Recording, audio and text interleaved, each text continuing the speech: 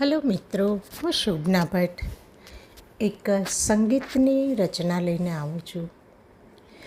કુદરતે રચેલી આ સૃષ્ટિમાં આપણી આસપાસ નિરંતર એક અદ્ભુત લયલીલાઓ ચાલતી રહે છે. આકાશનો લય મૌન દ્વારા, તો પુષ્પનો સુગંધ દ્વારા, વૃક્ષનો લય વસંત મારફત અને વસંતનો લય પંખીઓના ટહુકાઓ દ્વારા, પૃથ્વીનો ઋતુઓ દ્વારા અને વિદ્યાનો લય વિવેક દ્વારા પ્રગટ થાય છે. અને આપણા અસ્તિત્વનો લય આપણી સ્વસ્થતા દ્વારા પ્રગટ થતો હોય છે. આપણી આસપાસ જોવા મળતી સૃષ્ટિ એ એક વિરાટ હાર્મોનિયમ છે. જો હાર્મોનિયમ ન હોત તો સૃષ્ટિમાં સંતાયેલા આ સપ્ત સ્વરનો વૈભવ આપણને શી રીતે પ્રાપ્ત થાત?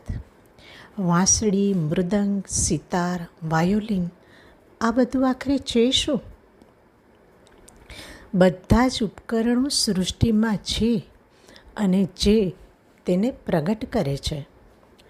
નવરાશ જ્યારે મૌનના રવાડે ચડે ને અને મસ્તીની મધુશાલા સર્જાય, ત્યારે આપણી સ્થૂળ બહેરાશ ખરી પડે અને દિવ્ય સંગીતના સૂર મનને પ્રસન્નતાથી ભરી દેતા હોય છે.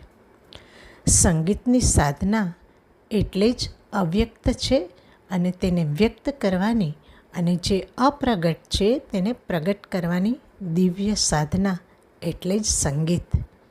આભાર.